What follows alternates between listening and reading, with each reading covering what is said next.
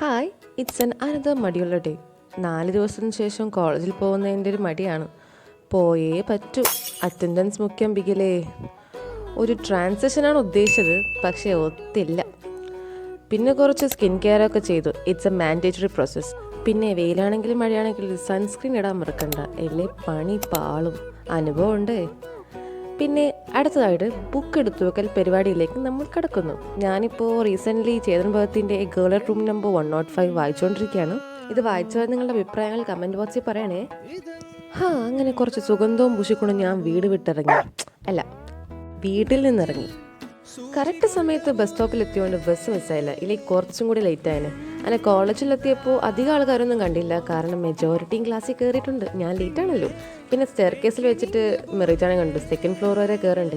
അങ്ങനെ ക്ലാസ്സിലെത്തിയപ്പോഴെന്താ ടീച്ചറും വന്നിട്ടില്ല. അത് ആദ്യത്തെ സംഭവമാണ്. അല്ലെങ്കിൽ മിസ്സിന് ശേഷം കയറലാണ് പതിവ്. ഒരുറക്കം കഴിഞ്ഞിട്ടുള്ള നോട്ടമാണത്. എന്റെ ആർക്ക് വേണം.